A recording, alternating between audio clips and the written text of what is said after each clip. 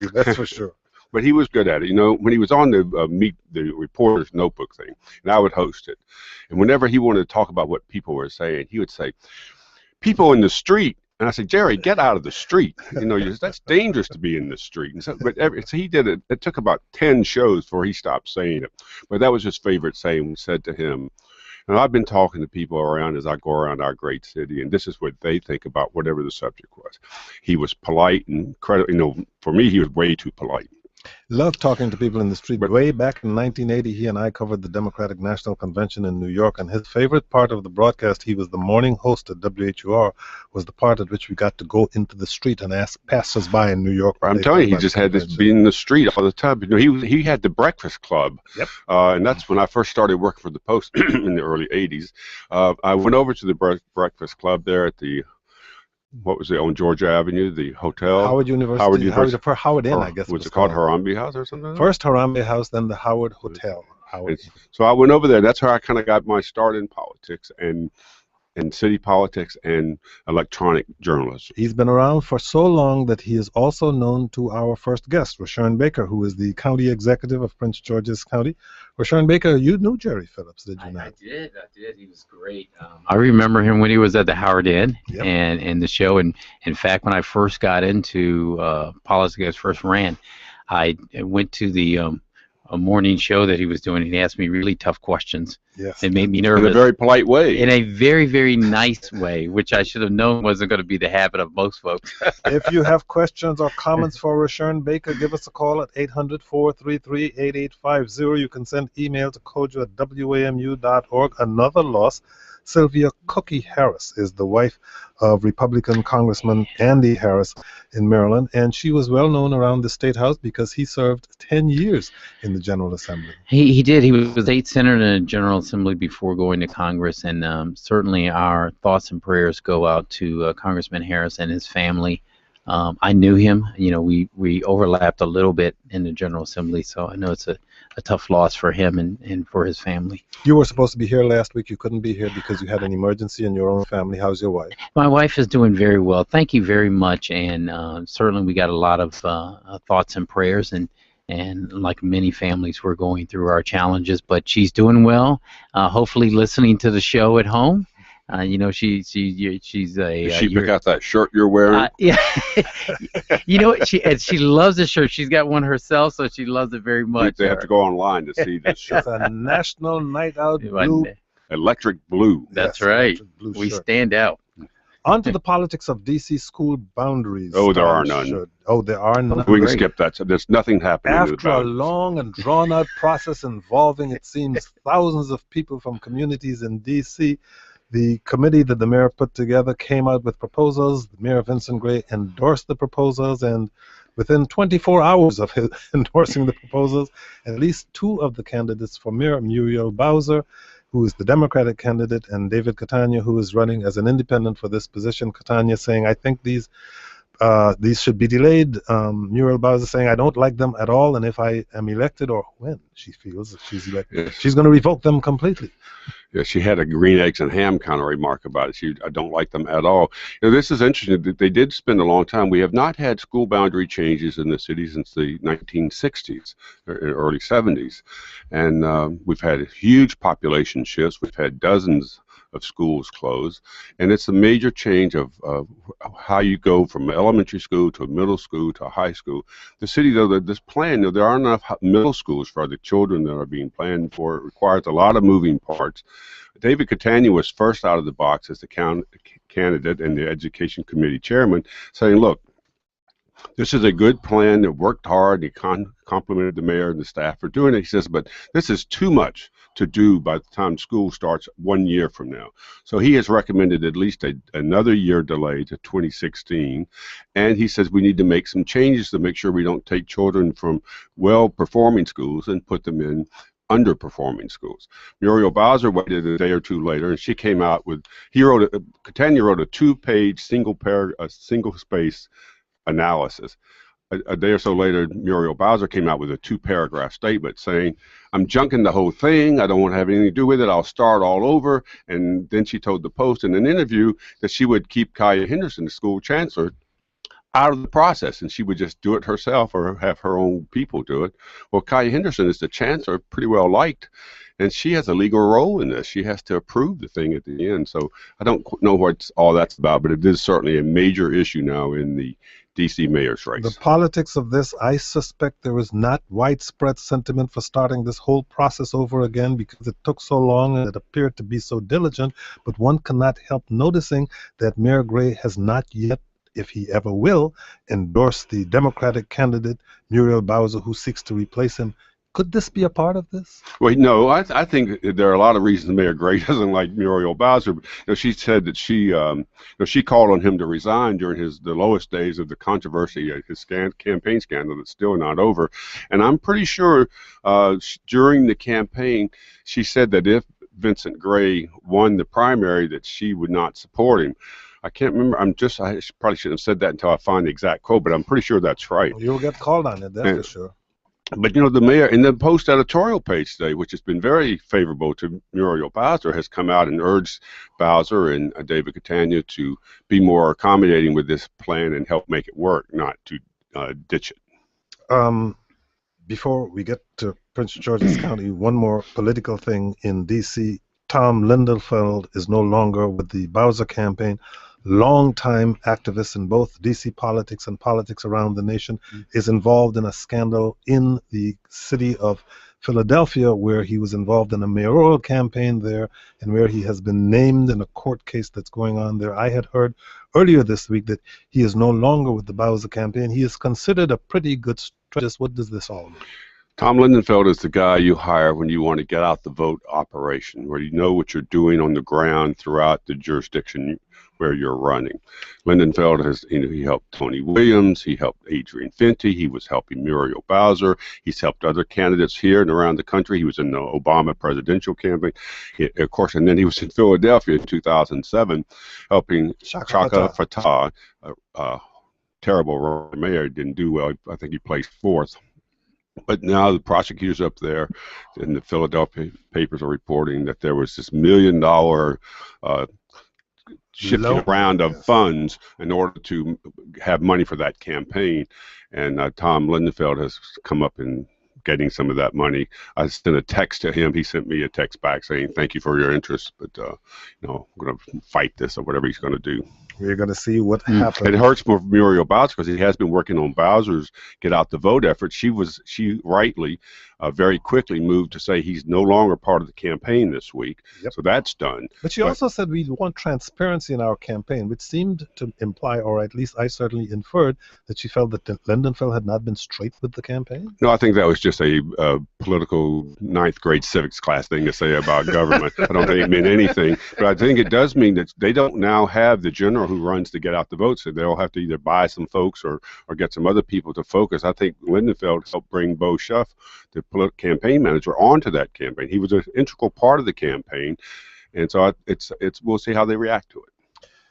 Rushern Baker is our guest. He is the county executive of Prince George's County, Maryland. He's a Democrat who is up for re-election in November. Rushern Baker, Dan Snyder says he wants to build a new stadium. He's already meeting with architectural firms. They have already started designing this new stadium. There was no mention of where this stadium is likely to be. The current stadium for the Burgundy and Gold is, of course, in Prince George's County, and I'm sure you're hoping that the new stadium is there too, but you've got to know that the district is very interested in bringing the team back here. Yes, I do know that. But yeah, we're very pleased with the work that we're doing with the Washington organization with Dan Snyder. We have to point out he does not say the team's name. Yes, I say Burgundy and Gold. He says Washington organization. What else will we think of next? They are great corporate partners, and they do a fantastic job. And we've enjoyed having them in Prince George's County, and I think they're a significant part of the fabric of the community there. And so, yes, we certainly want to see them stay. Victor Hoskins, your what's his title? Is economic czar. He is I like that. He probably would like it too. He is our new Deputy County Administrator for Economic Development. Stolen from the district. Yes, we did. In an interview just published within hours in the Washington Business Journal, Victor Hoskins says that you guys will fight to keep the skins there. Now, the FedEx Field has not been the economic. He says skins. Go ahead. Okay, we'll all be called on this, I guess. There hasn't been a great deal of economic development around the stadium. I believe that, and there has been a lot of traffic. And Jack Evans, who is, Mr. Sports in the District of Columbia City Council, says, look, you can't go out to Loudoun County in Northern Virginia and recreate the same situation where you have a stadium along the Beltway where you have traffic 10 days a year. Of course, it has to go to RFK, where the city would cooperate in having them build a new 75,000 dome stadium right there at the site of RFK. Where do you think you are in the competition?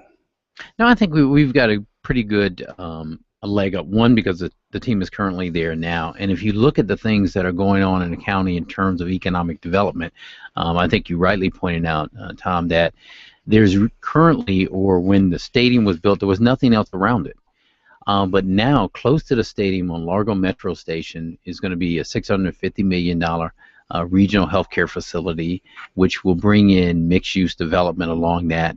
Wegmans is just around the corner, and that whole development along the Woodmore Town Center. Landover Mall, which is in competition with for the FBI, is looked at and will be developed. And so that whole area, now that it connects to the stadium, will be an economic hub. And just down the road to the south of the stadium, we're hoping to announce at our Ritchie Town Center they're going to bring in some sports-type restaurants. So I think we can accommodate the things that Mr. Snyder wants for the team and for the fans that are coming here. We wanted to make it not just coming for the game, but staying for dinner and certainly staying for for the night. Well, I think football fans, so they like to eat in the back of their cars and vans. I mean, they do that pretty well.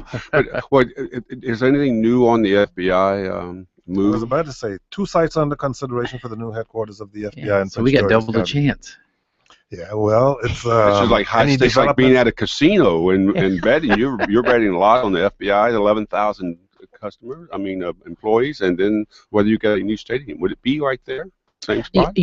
I think, Landover Mall is in competition for the FBI, and I think the Lerner Family and Lerner Organization, which has Landover Mall, certainly it's a great site.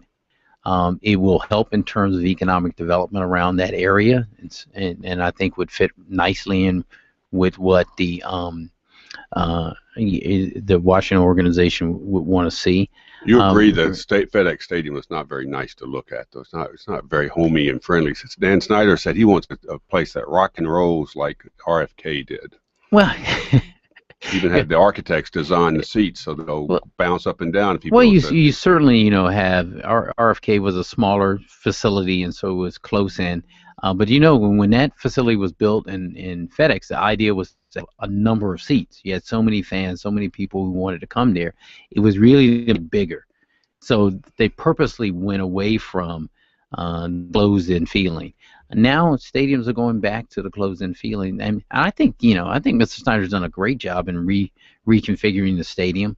Does everybody have to 13 more years on that lease, right? Yes, there is. But you could buy that out at $20 million a year.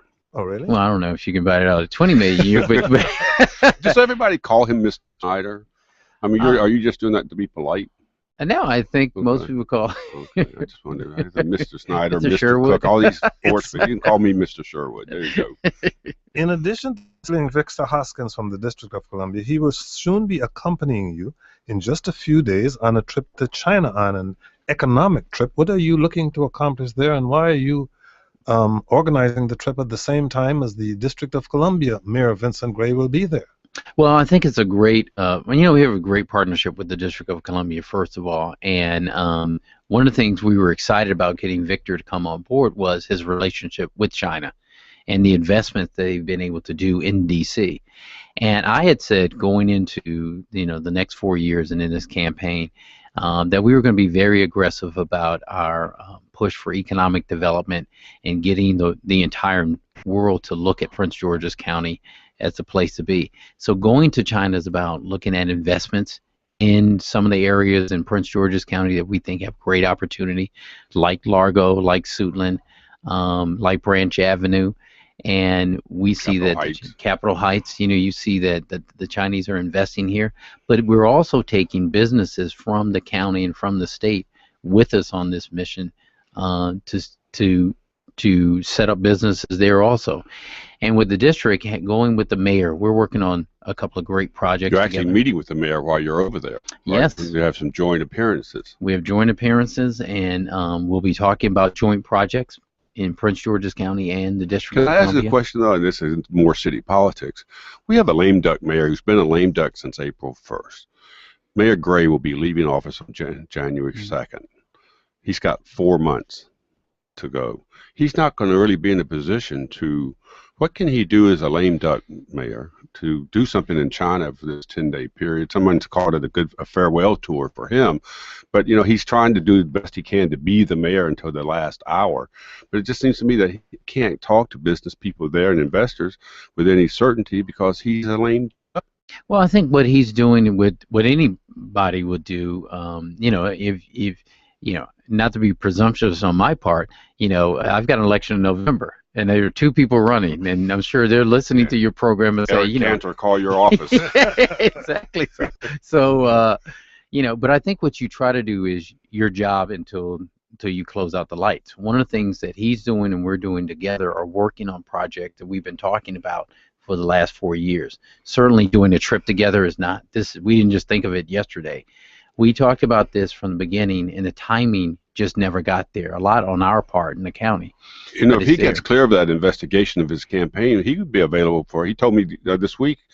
He said he would be looking for a job if I knew anything. After January 2nd, he might hire him. Assuming the investigation clears up. We've got Nick Majette over there, That's and right. we've got Victor, and certainly we look at the growth of the District of Columbia. I think everyone in the region has taken notice of the fact that it's grown substantially and doing a great job, and we want to capitalize on that. We're the Washington region. Certainly, I've had meetings with Councilmember Bowser, and I think she appreciates the stuff that's going on. You've had meetings with Councilmember Bowser. What about Councilmember David Catania? What about former Councilmember Carl Racine? I guess as a Democrat, you've endorsed Muriel Bowser. Yeah, you'll work with whoever wins, the people select. All right. That's very good. You notice Tom asked and answers his own question. Your press guy Scott Peterson is out there having pulling on his hat. Yeah, she's the Democratic nominee, and then certainly we've had a chance to sit down and chat, and I'm looking forward to working with, the district's doing great stuff, and certainly we want to capitalize on the work that we're doing with the mayor and around the region. Gentlemen, put on your headphones, please, because we have a caller. Our guest is Rushern, Baker County Executive of Prince George's County, Maryland, a Democrat up for re-election in November. Here is Sandy in Washington, D.C. Sandy, you're on the air. Go ahead, please. Hi, Sandy. Are you there? Sandy? Yes, Coach, I'm here. I'm sorry, I was muted. My family's from Maryland, and Rushern, we have a question. I know that you all mentioned Shaka Taha earlier. We're talking about different scandals that occur in politics. And even when there's a history of great work, there's often exposure to risk. So elected officials have their sort of crew that's been with them since college, and they stand up businesses, and then there's contracts and benefits that they receive because now, pardon the expression, but their boy is in power, and there are things that they want to accomplish. Your Some question, things are Sandy? noble. Well, I just want to understand if he can attest to the fact that he doesn't have those kind of relationships, that folks aren't benefiting from contracts under his watch, and there isn't any other shoe that's going to drop after he leaves office or at any other time that shows, there are only two ways he can respond to that question, Sandy. He can either say, yes, I am in fact giving out contracts to my cronies, and when I leave office, there's likely to be a scandal about that, or what he is about to say now. Which is no. And one of the things you try to do is clearly you have talent. You try to get talented people into positions in your government, and then you let them do their job. And you try to set. In my case, what I try to do is set the policy and the philosophy of how we want to change Prince George's County, and then we let good people do that. So there's enough distance between me and a contract. So a lot of times somebody will come to me and say, I'd really like to get this right here, and I won't know what they're talking about. Well, because we set policy. Speaking of that, will we be always aware of your whereabouts when you are in China? One remembers that when your predecessor took a trip to Africa, there were times when he seemed to be missing in action, so to speak. Will there be complete transparency during your trip to China? Yes, there is always complete transparency. You'll know where we are, and because part of what we'll be doing, we probably give more information than people want. We'll put a GoPro on your head. But I think what she's talking about, though, is the nature of politics, whether it was Jack Johnson before you or Bob McDonnell currently in Virginia or Mayor Barry or anybody, or Governor Mandel. You can name the 4 governors in Illinois who all went to prison. Right. Is that with great power comes great temptation. Well, I'm glad you asked that. I was just up in Wall Street and talking to the rating agency, and when I started a conversation about how we've changed things in Prince George's County, the first thing I mentioned was something we don't talk about now, and that's an ethics bill that we put in as the first piece of legislation. And it wasn't easy to get through because you had new council members, new people coming on who said, I've never done anything wrong. So why are we restricting how we can either receive donations or interact with businesses? And it was because we wanted to send a strong signal up front that this was going to be different, which is why we changed the whole ethics agency. We brought in an executive director. We made an agreement with the state's attorney's office. We set up hotlines so people can provide tips. We put some distance between the executive director of the ethics office that can bring charges between that office and the county executive, so you couldn't directly fire the person. So if you cross that ethics line, you know it. Right. Tom mentioned some of the scandal-ridden either administrations or politicians who preceded you in Maryland history. One of those who was not scandal-ridden, we have not had a chance to talk to you about since he died, and that was Wayne Curry, one of your own mentors. Yeah, he was one of the best. The reason Wayne was able to get through 4 years without having any hint of scandal was he was very, very cautious. And, he knew a lot of people from the business community. He respected, and he would tell them, we're going to give you opportunity. But that's opportunity for everybody. And if you're not qualified for the job, you're not going to get it. And but just because he had a love of the county and wanting to see it move forward, we'll miss him. I miss him. And even if somebody that you are close to gets a contract through proper means, if they don't perform it, this is what used to drive me crazy about Mayor Barry's. His crony guys would get the contracts and then they wouldn't do anything. I said to him, they get the money and the contracts, you get all the grief. I don't understand it. So you have to make sure people that you do know and like, or if they have city business, actually do their jobs, or you pay the price. Right, and we've made changes in the administration when we see people are not performing the way that we think they should perform. I get kidded sometimes because we hire a lot of folks who happen to go to Howard University, a great place, and some place I went. But each and every one of those individuals has gone through an interview process before they get to me. So if someone comes and says, hey, I'd love to work for your government, I say, great, because we don't want to turn anybody down without interviewing them first. And I say, here are the people you have to. If you get through there and you're in a pool, then we want to talk to you. Last time we spoke to you on this broadcast, you were enjoying an easy glide to victory in a Democratic primary for re-election, a race in which you ran unopposed. But that's not to say that the months that followed have been without challenges. There's been a string of homicides in the county recently, several of which have been linked to domestic violence. From where you're sitting, what do you feel needs to be done? Yeah, we looked, and I should start off by saying we're still down about 14% in homicides from last year's low, which was about 12% from the year before, 33% low. So we're down in homicide. One of the things that we noticed, and this was the state's attorney, myself, Angela Alsobrook, and our sheriff, was that every indicator of violent crime in Prince George's County was going down.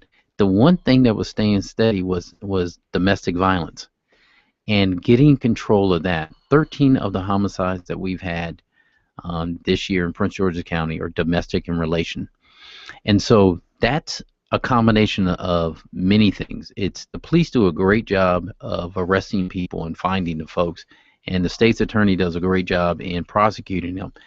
What we have to get better at is providing services before these things happen. There are indicators either in the family, the church, somebody is seeing some of the schools. So we're putting a lot of resources in things that cause frustrations in the home. Mental health is a big part of what this administration has talked about. Jobs for kids during the summer and job opportunities, economic development, all of those things that go into what leads to someone taking these actions. Final question. Well, I just want to note that the NFL this week, yesterday, or within the last day or so, put out its policy for domestic violence, that there's a 6-game suspension for anyone accused, convicted or being involved in that, plus counseling. A second time will be a year suspension and possibly longer. So at least what is causing this almost explosion of domestic violence cases, not just here but all around? All around the country. I mean, there are many factors. A lot has to do with health. You mentioned counseling, not just spiritual counseling, which is very important, but also mental counseling, frustration, financial frustrations, lack of opportunities. So there are a lot of things that go into lead into this, and so what we have to do is go after it, not just from a public safety standpoint, but from a holistic standpoint. What bugs me about it is we call it domestic violence, and I know that it works both ways, but this is really assaults on women. In general. Yeah. And it's a real assault on women. Right, and behavior that domestic violence sounds like something that's like an academic paper. Right. We mentioned earlier that there are a lot of people in this area who graduated from Howard University in general and Howard University Law School in particular. You're not necessarily giving them contracts. If you do, you make sure they do their work. We have an individual on the line who I think is also a graduate of that law school. I don't know if he's gotten any contracts in Prince George's County, but Ike Leggett is the county executive of Montgomery County. Ike Leggett, I'm sure you don't have any contracts in Prince George's County, do you? No, I don't have any, and I'm sure that Rushern is going to handle this situation very well. It's very ethical government. Will you compete for skins? I've got a challenge for him. Uh-oh. Just the other day, I took the ALS challenge. I have not heard. I challenged Mr. Baker. I have not heard from my former student at Howard. I'm waiting and looking to see the video. Want to see it? Will stop on video. So I'm waiting, Rushern. We put this challenge out the other day. I was doused with a huge amount of water, so we're waiting. So Ike Leggett is saying that he's all wet, and he wants you to be too. Well, Dean Leggett, as he's known to many of us. Don't be pressured into this. I know. I feel like I'm back in school. I accept the challenge. Although, we did question whether there was actual ice in that bucket. There was ice. I could attest to it. It hit me in the head. So I am prepared to go to the Howard University Law School campus when I leave this show, Kojo and Tom, and get doused in what I'm sure is ice water. You're going to do that today? I'm going to do that today. Where? When I leave the show. I was going to tell my desk yes, when you channel right. 4. He's going to the Howard University Law School campus just up the street from where I was taught by the county executive, who was a great professor there and a real role model for us. Oh, enough of these compliments. But he will take. While Mr. Leggett's on the phone. We heard this on Kojo's show. Now we're going to see this today. Mr. Leggett, would you like to have a nice, shiny dome stadium in Montgomery County? No. See, no. Okay. I was going to be sorry you called it. They're not competing for that stadium. Of course, the producer of this broadcast. Yeah. Michael I do want to see the FBI headquarters go to Prince George's County. Thank you. Wonderful. This is not the lobby hour. Thank you. Michael Martinez took the ice bucket challenge. He did very well. I dumped the ice on him. Some of it got on my clothing, and I therefore think that I have also accepted and taken the challenge. So good luck to you when you do this. All right, thanks a lot. Have a wonderful day. Thank you. Rushern Breaker won't drown when he takes the challenge. No, that is good. Can I say, one of the things that's great about the county executive Leggett is this challenge of bringing awareness to this disease and how important it is. But even in my own personal life, one of the first people that talked about Alzheimer's and the need for research and money and any help he can lend to me was county executive legate. So he means this, and he's sincere about it, and I thank him for it. Rushern Baker, thank you so much for joining us. Thank you for having me. I feel sorry for Karl Racine, who's coming up next. We've had way too much nice conversation. That's true. Rushern Baker is the executive of Prince George's County. He's a Democrat who is up for re-election in November. Tom Sherwood is our resident analyst. He's a reporter for NBC4 and a columnist for the current newspapers. Tom, let's talk about the business of endorsements in Washington, D.C. At-large D.C. Council hopeful Robert White got help standing out from some of his competitors, according to the city paper, when he received endorsements from 2 council members. Now, a rival of his in this general election, Brian Hart, complains that he did not have a fair shot at those same endorsements because he singled out Ward 7 council member Yvette Alexander, who has endorsed Robert White, and at-large and Ward 5 council member Kenyon McDuffie, who he said neither of those people ever met with me. And in an election in which people are running as independents and receiving endorsements from Democratic members of the council, we have not had quite this situation much before. Well, I've studied the election law in the District of Columbia. It has no segment on endorsements that I can find. I know, but I'm just talking about the principles of it. Well, the there's ethics of it, that's what I said. Shouldn't you hear from everybody else? No, that's what I'm talking about. You know, endorsements are made by people or organizations who wanted to support people running for office. If they want to appear like some of the unions do when they invite everybody to come in and fill out exhaustive questionnaires, and they endorse the person they were for anyway, and I don't mean to pick on unions, it's done by other groups. I mean, you can go through the motions and then vet people, or you can simply endorse people that you know you like and want on the council. And so, yes, it's bad for someone like Brian, the large candidate who's not very well known, to have people who are well known to endorse other people in a very crowded race. But endorsements are things that people get or they earn, but they are not some kind of academic exercise where you go through 10 different steps to get to the end of the road.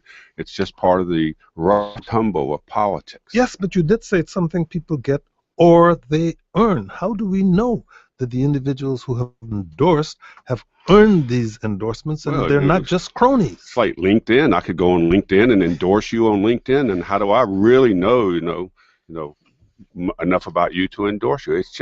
It's called the ebb and flow, the give and take, the back and forth of politics. And unless there's some untoward thing of money changing hands or promises made or deliveries given, then it's just politics, and that's what American politics are.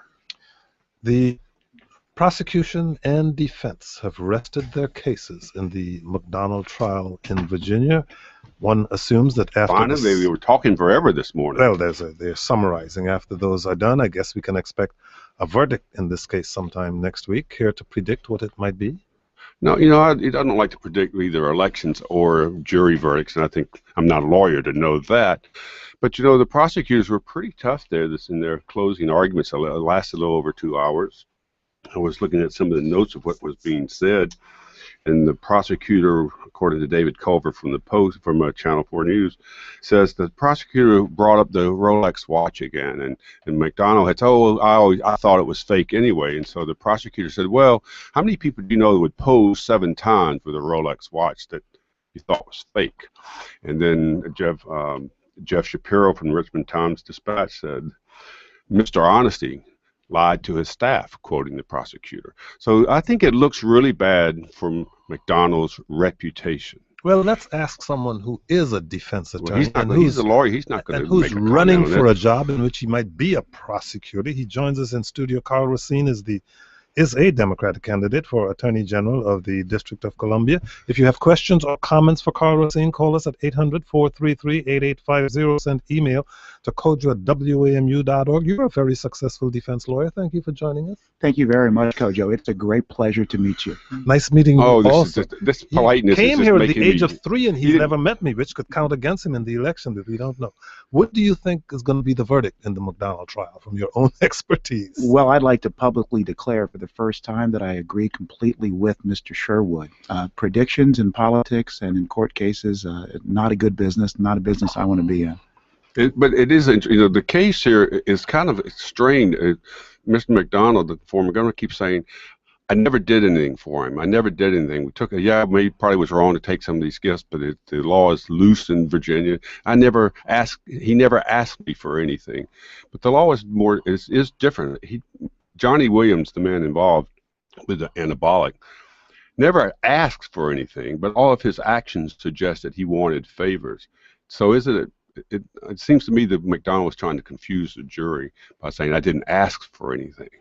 Well, Tom, yeah, my observation is that in my life experience in the criminal law, I can tell you that proving intent is very difficult. Reasonable doubt is the cornerstone, of course, of our criminal justice system. It is indeed what the government must do, is prove their case beyond a reasonable doubt. Getting into someone's head, persuading the jury that that a defendant absolutely knew that they had a criminal intent is very difficult. And I will note that the lawyers certainly, and in the governor's case, are excellent. So I think that's about as far as I should go. There's going to be some reasonable doubt in the heads of a few of those jurors. Well, you think so? You think he's not going to be? He's going to. I think there's a good chance that he will not be convicted. Oh, good chance. That's not. On to the district race here. You are a partner at a big law firm here in the district, and you want to give that up for an opportunity to be the district's top attorney, a public position. Why do you want this job? What makes you believe that your experiences as a defense attorney have prepared you for it? Sure. Thanks for the question. The way I look at it for the first of all is that I'm not giving anything up. I'd be getting the opportunity to serve the city in a much greater way than I've been doing for the last several years, notwithstanding the fact, of course, that every day in every way I'm active in this city. Why am I interested in the job? I think I'm mostly interested, Kojo, for three reasons. First, there is no doubt that we are at a critical juncture in our city's history. It's a time of great opportunity as well as a time of great challenge.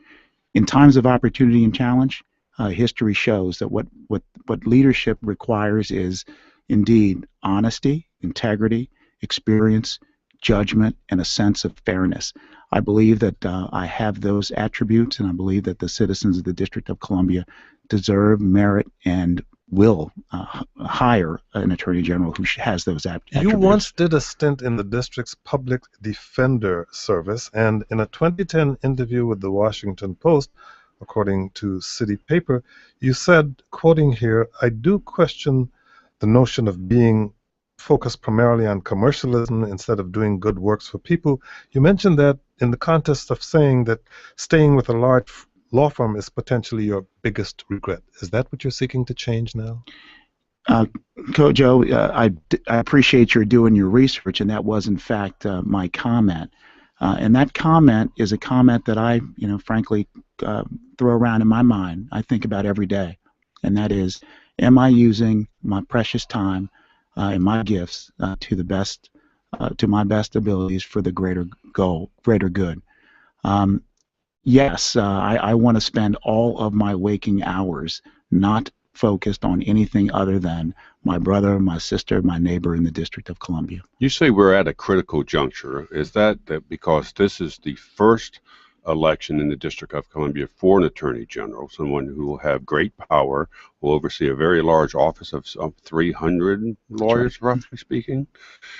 Are we at a critical juncture because of the swirl of unethical conduct that has been around so many of our elected leaders and other officials? I mean, what is the critical juncture? Well, I think you've hit it right there, and I need not explain them any further.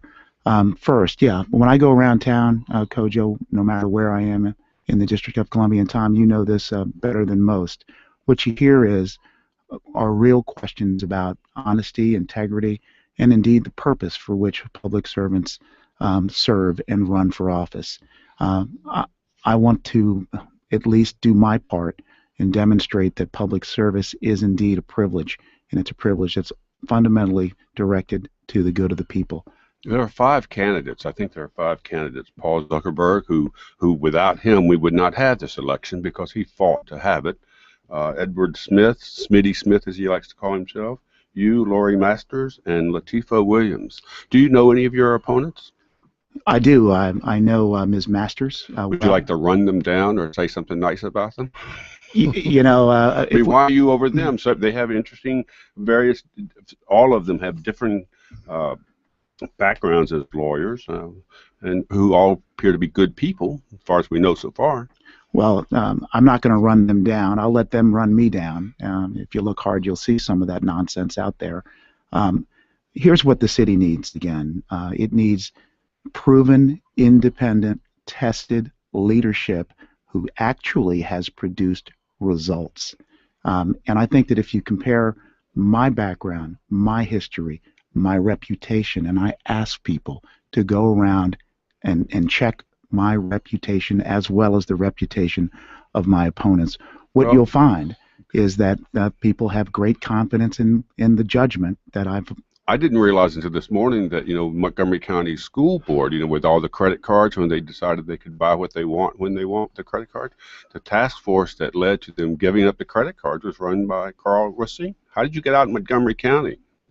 Well, I think that's where hopefully reputation travels. Montgomery County, the school board, they're made up of good people. They got themselves in a situation where, frankly, the policies were ambiguous. There wasn't, adequate training and follow through with those kinds of things. That's how folks behave. They love places where there aren't good guidelines and fuzziness. That's what they do. Mistakes happen, and sometimes mistakes happen not because people are trying to steal money. It's because they've gotten themselves into a practice of lack of diligence. At any rate, they entrusted me with their matter at the board. The board asked me to interview, investigate, and make recommendations, and I told the board that based on our investigation, they needed to tear up their credit cards. You'll make ethics, even though you're not the ethics board, but your ethics will be a huge part of being the Attorney General if you're elected? Public service starts and ends with ethics, integrity, and honesty. From everything that I have read and heard, you are a fairly entrenched part of the Washington legal establishment. Harry Jaffe writing in the Washingtonian that the current appointed Attorney General, Irvin Nathan, apparently had conversations with members of his staff about supporting you before you even declared for office. Did you request the support of the Attorney General? Did you have a conversation with him about this before you ran? What is the nature of your relationship with him? Well, first, certainly as a member of the bar, I respect Irv Nathan. He's an exceptional lawyer. That doesn't mean that I agree with every position that he's taken. I've been in his office and sometimes come out a winner, sometimes a loser. No, Irv Nathan did not recruit me to run for the Attorney Generalship. Were you even aware that he had this staff meeting where he says, and I tried to reach him this morning, was unable to, he's responded to the Washingtonian and others, that he spoke highly of you but did not endorse you, nor did he urge the members of the office to campaign for you. And it doesn't sound like something Irv Nathan would do, but of course I wasn't there. But some of the lawyers who were there, at least 3 people who were there, told the Washingtonian that he pretty much endorsed you. Would you be surprised if he did that? I think Irv Nathan is a man who conducts himself appropriately, ethically, and I would have no reason to believe, nor would I believe, that Irv Nathan would conduct himself in any other way. Let's go back to politics, unless we have We have a bunch of callers, but hurry up and ask the question. Oh, the campaign, 5 people running for Attorney General of the city, but you've got this fast mayor's race. Have you endorsed in the mayor's race? I have not endorsed. I know you're in Ward 4, and Muriel Bowser likes you, but I haven't heard David Catania say anything about you yet, or Carol Schwartz. But is that how are you going to do that? There's going to be marijuanas on the ballot. Are you for or against the marijuana initiative to legalize marijuana? For decriminalization, legalization, I think, is going to take a bit more time for the community to get its head around. Okay. You agree with Carol Schwartz that too many stone people on the streets? That's what she said. Ignore Tom. John in Washington, D.C., you're on the air. John, go ahead, please. John? John, you've been waiting so patiently. You seem to have left. John, are you there? No, I'm here. Go right ahead. Yes, sir. You are closely aligned with the most anti-union trade group in the construction industry, the Association of Building and Contractors, the ABC. The ABC is a front group for non-union contractors. Not only is your law firm their general counsel, but you have also personally praised them in your law firm's press releases. How do you plan to fairly enforce construction and wage laws, given your direct ties to the groups such as these? Thank you for your question, caller.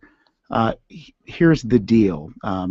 As Attorney General, my job is to represent the citizens of the District of Columbia, everybody who lives here and works here, and I will be fair. If you want to talk about my labor and union bona fides, I would ask you to, again, check out my reputation. Feel free to give Bill Lucy a call and ask Bill Lucy whether he believes Karl Racine has the experience and judgment to make fair decisions for all people. Bill Lucy, the longtime leader of the American Federation of State, County, and Municipal Employees, and the founder and leader of what used to be known as the Coalition of Black Trade Unionists. Yes. That shows I'm old. Yes, that's good. And with a good memory. Venable is the name of the law firm. Was the ABC, the builders and contractors, your client or your company, your firm's client? As I understand, it's a client of the firm's, and no, I don't believe I've ever personally worked on a matter that the ABC hired the firm for. Here is Danielle in Washington, D.C. Danielle, you're on the air. Go ahead, please. Hi, thank you for taking my call. I really haven't heard any specifics from Mr. Racine about what he'd like to change as Attorney General, and I'm really very curious as to what specific changes you'd like to make. And what is the current Attorney General doing wrong that you think you might be able to do differently? Thank you very much for your question. I think the first job of the next Attorney General is to stand up an office that's independent of the City Council and independent of the Mayor. That in and of itself will be a significant change and a challenge. The second job of the Attorney General of the District of Columbia will be to set the tone for honest and fair and responsive government. That's what I will do. The third priority of the Attorney General under my leadership is going to be to make sure that we reach out to our community, seniors, kids, other interested parties, small business, unions, just to let them know that they have a place at the table and that the Attorney General is going to apply the law equally to everyone. Can I ask a specific, because the Attorney General is fighting a legal battle right now over the city's gun laws. He asked a federal judge to reconsider an opinion issued earlier this summer that declared the city's ban on carrying handguns in public unconstitutional. What approach do you think the city should be taking in the wake of this ruling? Sure. These are examples of the complex questions that the city now faces.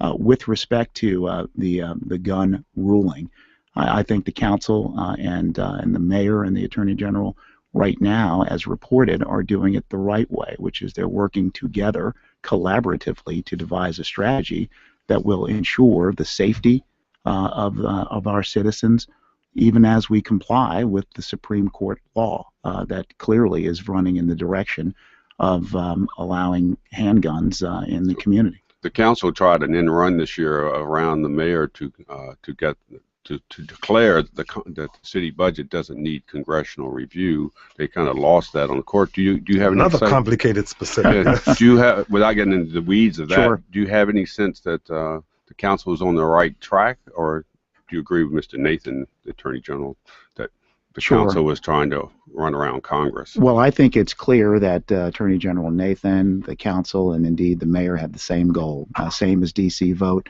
and other terrific advocacy groups, and that is to bring statehood to the District of Columbia. The manner in which this litigation was pursued, in my opinion, was regrettable. Judge Emmett Sullivan, Federal District Court, Washington, D.C., his opinion is